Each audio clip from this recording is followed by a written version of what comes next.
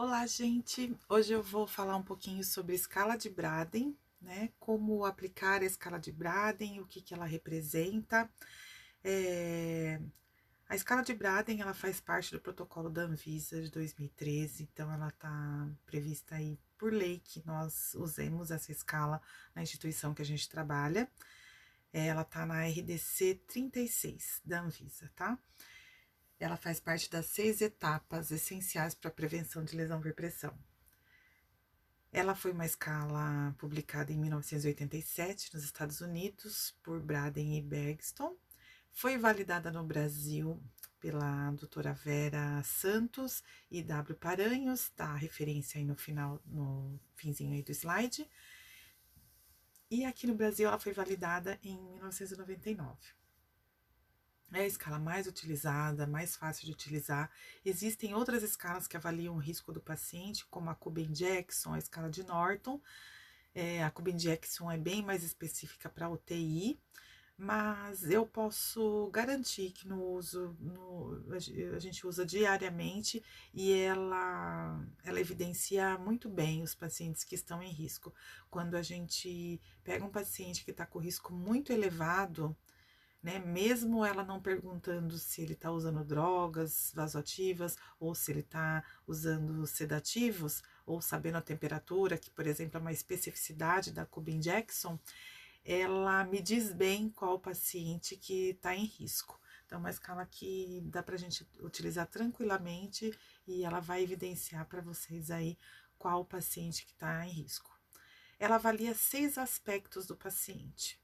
Percepção sensorial. Esse paciente pode me dizer o quanto ele está incomodado com a posição, se tem algo incomodando, né? Quanto que ele está lúcido o suficiente, ou sonolento, ou desacordado.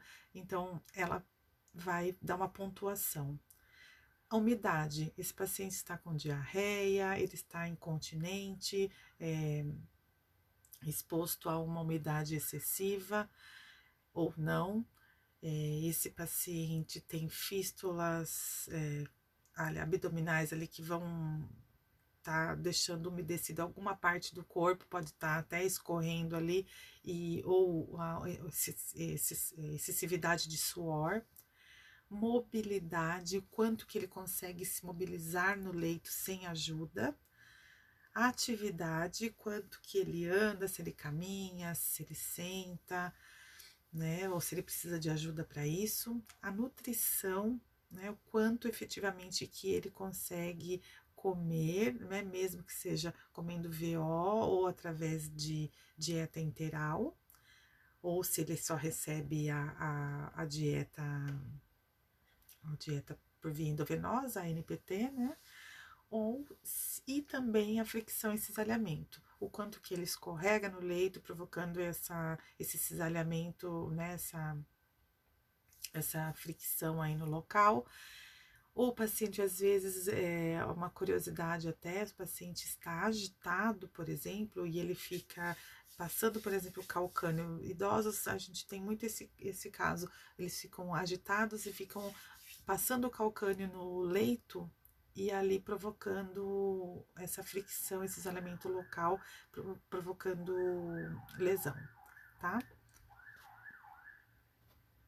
Aqui no finalzinho, no canto direito inferior da tela, aqui também tem a fórmula para vocês calcularem os números de casos novos sobre o número de pacientes em risco que vocês têm através da aplicação da escala, vezes 100, vai dar a incidência de lesões, né? Então, essa incidência, geralmente, ela é muito alta, ela passa de 20% na maioria dos trabalhos científicos que medem a incidência de lesões. Nos Estados Unidos, eles falam de 5 a 8% em instituições hospitalares, e esse número sobe até 25% para instituições de longa permanência para idosos. O que eu posso dizer que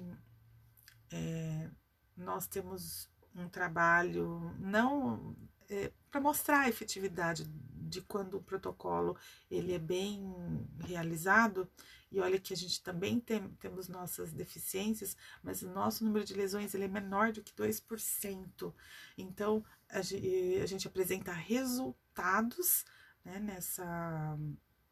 nessa questão, e apresentar resultados, saber seus números que vai fazer com que vocês consigam negociar com os gestores, né?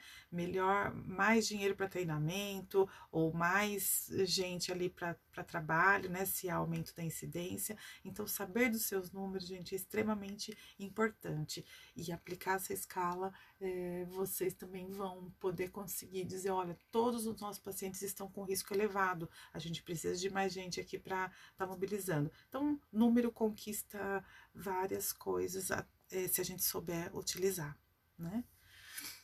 Aqui, quando o paciente, eu recebo meu paciente na instituição, principalmente se ele veio do PA, todas as pessoas, os enfermeiros e profissionais têm que estar treinados a saber que vai ter que examinar esse paciente e registrar na admissão se ele já tinha história de lesão. Por quê? Porque se esse paciente já veio com lesão de outra instituição ou de casa, essa incidência não vai ser minha, não vai ser da minha instituição. Então, isso tem que estar registrado no prontuário do paciente, isso é importantíssimo, judicialmente, por questão de custo, auditoria. A gente tem que se livrar da responsabilidade que não é nossa, né? E deixar muito claro que aquela lesão já veio de outro serviço, não é nossa incidência, né? Para que esse cálculo, esse número, porque a lesão por pressão, ela é um evento adverso e ela indica a qualidade do serviço que vocês trabalham.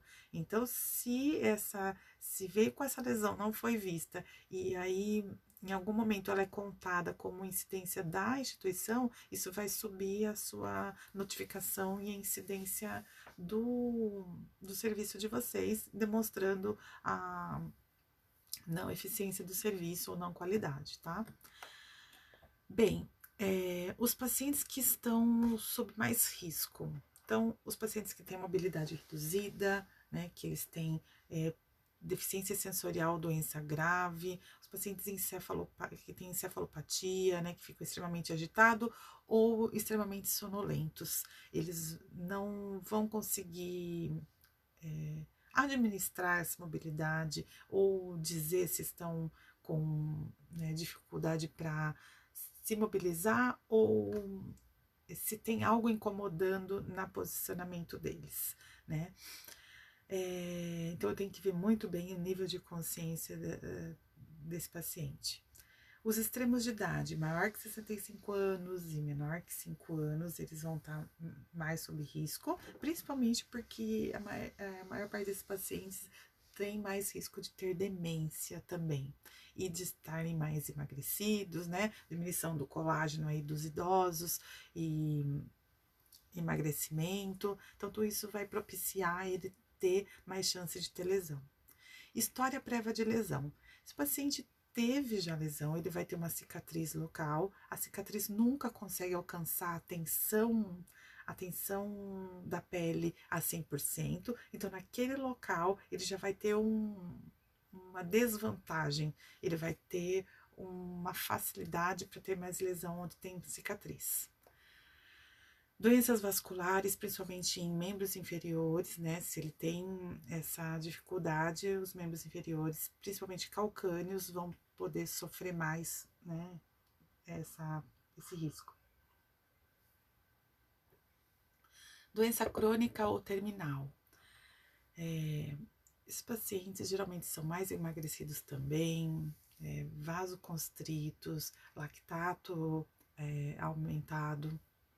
Tem um estudo, até eu publiquei no Insta, num post, os pacientes que têm creatinina alta e lactato aumentado, está totalmente relacionado a esses fatores ao aumento de risco para lesão por pressão.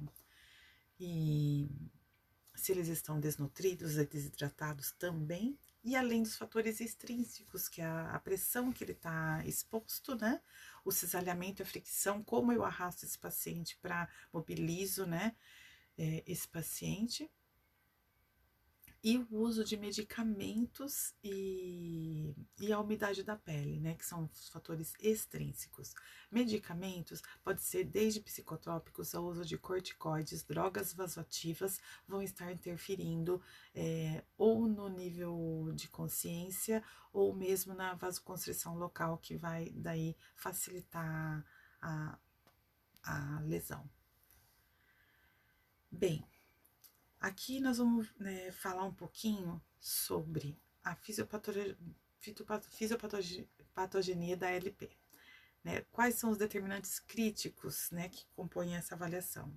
Então, a intensidade e duração da pressão, se eu fico durante muito tempo, né, expondo o paciente àquela pressão, por exemplo, mesmo que ele esteja sentado, qual local que vai ali ficar pressionado durante aquele tempo. Então, a região esquiática é a que vai estar mais pressionada. Se ele está deitado na dorsal, a região occipital é a região sacral e a região dos calcâneos. Se eu não livrar esses locais de pressão e essa duração estiver exposta por mais do que 2 horas, e 2 horas não é um mito, existem estudos, né, até com revisão Cochrane, um estudo de 2014 da American Heart Association, se eu não me engano, não, estou falando errado, é Critical Care, é Nurses Critical Care. É um jornal norte-americano com revisão da Cochrane, que diz que 2 horas é um bom tempo para se estabelecer, para mobilizar os pacientes. E a tolerância da pele e as estruturas de suporte para cada força.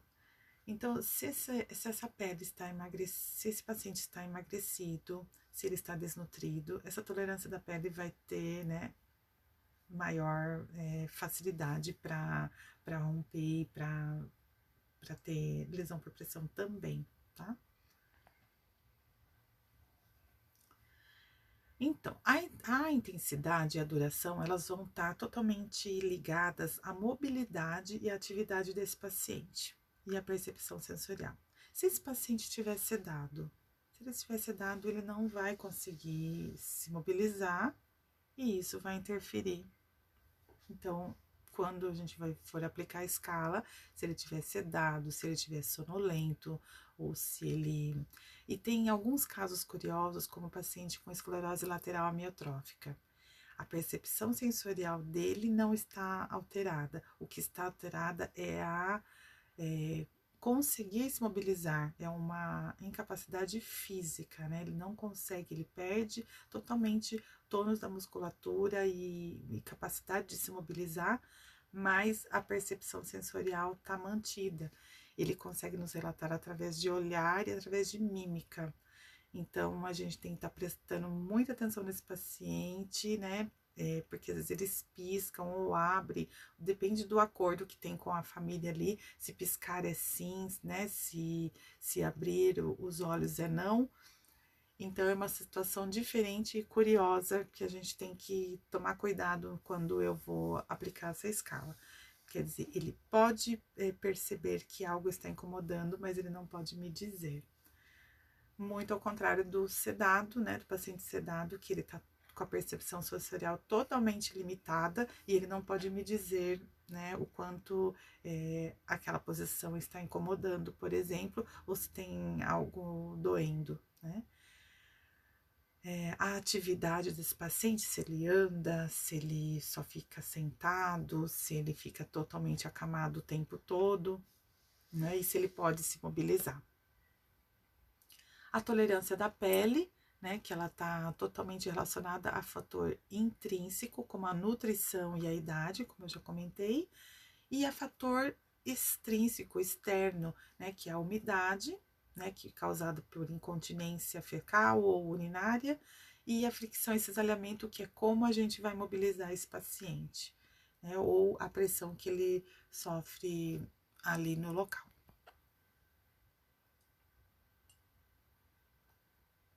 A subescala de percepção sensorial mede a capacidade que o paciente tem, né, em sentir e relatar o desconforto, que é o que eu falei sobre o paciente com ela, por exemplo. Ou um paciente totalmente lúcido, que consegue dizer tudo sobre o que está acontecendo com ele, esse a gente não vai ter problema, então esse o risco dele vai ser bem menor. Ou a incapacidade de sentir ou reconhecer a pressão ou desconforto. Então, foi o que eu comentei sobre os pacientes sedados. A umidade. Então, se ele está exposto em incontinência urinária, anal, a drenagem de feridas que podem até escorrer atrás, né, da parte do dorso, e isso pode desencadear também a lesão, a modificação da estrutura da pele, né, que daí seria até a mesma fisiopatologia da dermatite associada à incontinência, mas aí a gente vai combinar a umidade com a exposição da pressão e isso vai desencadear a lesão por pressão. E a transpiração e exudato de edemas, tá? A subescala da mobilidade da atividade. Então, o que eu já comentei também, quanto que ele consegue se mobilizar na cama sozinho ou se ele precisa da nossa ajuda. A nutrição. Então, se ele come, né, quanto que ele come por dia, se ele aceita, e a gente pode, por exemplo, dividir um prato em 4 partes para a gente delimitar se ele come 25, 50, 75% daquela refeição, ou se ele está recebendo dieta integral, se ele está apresentando refluxo, então se ele não está conseguindo absorver aquela dieta totalmente, então isso tem que ser levado em consideração na aplicação da escala. E coloco mais, se esse paciente recebe totalmente a dieta, mas se ele apresenta diarreia,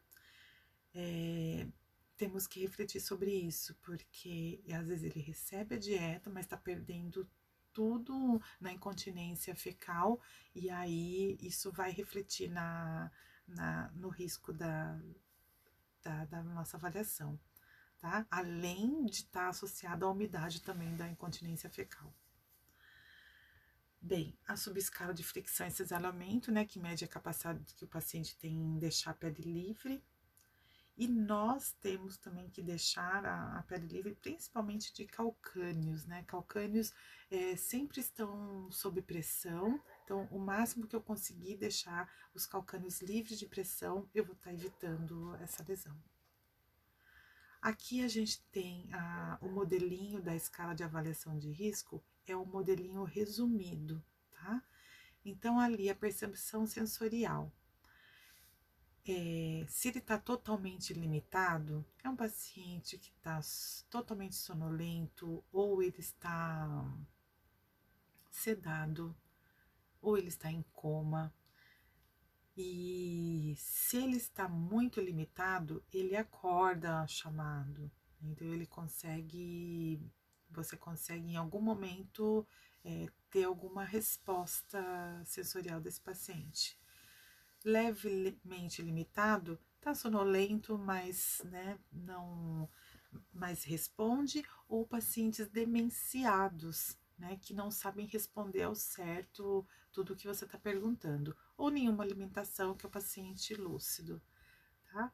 A umidade excessiva, você tem que trocar ele mais de 2 vezes por plantão, muita quando eu troco todo o plantão. A ocasional, ele é trocado 2 vezes, né, nas 24 horas, e rara, se ele mesmo se resolve, anda, vai até o vaso, eu raramente preciso trocá-lo. Atividade desse paciente. É um paciente acamado, ele está confinado à cadeira, ele deambula ocasionalmente ou ele deambula frequentemente, totalmente dependente. Ocasionalmente, geralmente eles precisam de ajuda da físio ou da enfermagem da família para andar, né? Mobilidade no leito, se ele é totalmente imóvel, se ele é muito limitado, né? Ele tá, por exemplo, uma cirurgia ortopédica, onde ele não pode se mobilizar por uma outra questão, não de percepção sensorial, mas de limitação ali da cirurgia, cirurgias de coluna, por exemplo, uma discreta limitação, né, onde ele consegue movimentar algumas partes do corpo, mas às vezes por dor não consegue movimentar totalmente, sem limitação nenhuma o paciente que anda. Nutrição, se ele é deficiente, né, se ele não consegue receber inapetentes, não consegue realizar a ingestão da dieta VO, ou refluxos altos por sonda, ou jejum total, né, por algum problema ou de cirurgia, ou de não poder receber a dieta mesmo, inadequada. Adequada é quando ele come mais que 3 refeições por dia, quando ele come pelo menos 75% das refeições e se ele recebe toda a dieta integral oferecida, né? Não tem refluxo e no caso de NPT, a gente não pode considerar que aquela dieta é totalmente adequada. Se recebe, a gente vai colocar, a gente pontua como inadequada. Fricção e cisalhamento, né? Se é um problema, né? Se todo momento ele tem que ser arrastado, né? Ou ele escorrega no leito porque ele está totalmente imóvel, é um problema em potencial, paciente que movimenta, mas é pouco, né? Consegue movimentar a perna, mas não consegue tirar, por exemplo, a região do quadril do leito. E sem problema aparente é o paciente que se movimenta totalmente independente, né? Aí a gente vai ter as pontuações, né? Aqui tem mais uma escala aqui detalhada, que fala detalhadamente, né? Um pouco sobre o que eu falei, né? Quanto de refeição que recebe, quanto de mobilização que ele pode fazer, essa é a escala mais detalhada. Aqui é um exemplo sobre prontuário eletrônico, como a gente pontua. Então, a gente escolhe e ele mesmo faz o cálculo, tá? No prontuário eletrônico. As pontuações da escala de Braden, elas variam de 6 a 23 pontos. Quanto menor o score, maior é o risco. Então, confunde um pouco, tá? Porque quando a gente fala um Braden elevado, a pontuação dele é baixa. Devia até ser ao contrário esse número, porque ele confunde um pouco. Tá? Então, quando ele está com Braden de 6 a 9, por exemplo, ele está com Braden muito elevado, mas o número é baixo.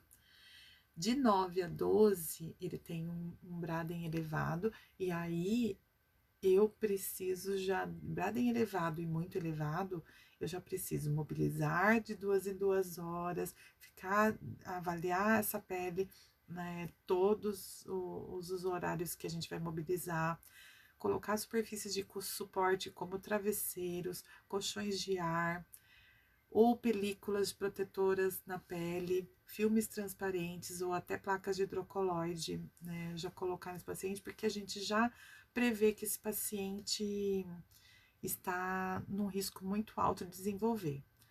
Uma das coisas que eu quero falar, é uma curiosidade que me ajudou muito a avaliar a escala, é que quando eu faço essa pontuação, eu consigo ver qual a subescala que está com problema. Por exemplo, se na umidade ele está tendo um menor ponto, é nesse quesito que eu vou ter que trabalhar mais. Tem pacientes que têm a percepção sensorial ok, mas a mobilidade está reduzida, como no paciente com esclerose lateral amiotrófica, por exemplo. Então, nesse caso, a mobilidade é o que eu vou trabalhar mais. Já se a nutrição é o problema dele, então a gente conversa com o nutricionista, conversa com o médico, vê como que a gente vai resolver essa diarreia, ou esse problema de refluxo, com algum medicamento ali, né, que ajude na digestão. Eu consigo olhar, se eu conseguir olhar nessas subescalas qual é o problema, eu atuo justamente no problema e não numa pontuação geral, tá? Isso me ajudou muito quando eu tive numa aula essa dica, e daí eu queria passar para vocês isso. Aqui os scores, né? Por exemplo, um risco muito elevado de 6 a 9, um alto risco de 10 a 12. Então, isso ajuda o quê? Se o paciente está em risco muito elevado, já deixa propostas para esse risco, né? Num risco muito elevado, já é colchão de ar, já é colchão piramidal, se não tiver o colchão de ar, já é uma colocação de filmes transparentes, né? Se é alto risco também, né? Já vai ter que tomar ações ali, medidas necessárias, olhando sempre aquela pontuação da escala, qual pontuação que está sofrendo mais. Se é um risco moderado, já não vou precisar colocar o colchão de ar, vou estar avaliando todos os plantões, claro, a pele, colocando as medidas sob registro, né? Registrar essas medidas de mobilidade, de colocação de colchão de ar, colocar na saia essa prescrição, deixar amarrada em protocolo, né? E se o risco for leve, eu não vou ter aquelas medidas do risco muito elevado. Então, saber essas nuances e saber o que fazer em cada score é muito importante para protocolar as ações e para todo mundo saber o que fazer e falar a mesma língua, né? Então é isso, gente. Cada subescala recebe uma pontuação, a gente vai atuar nessas subescalas, vai prescrever e implementar as ações através, né, dessa pontuação, avaliar a pele diariamente e fiscalizar a realização dos procedimentos. Então, resumindo, a escala de Braden, ela tem que ser feita uma vez a cada 24 horas.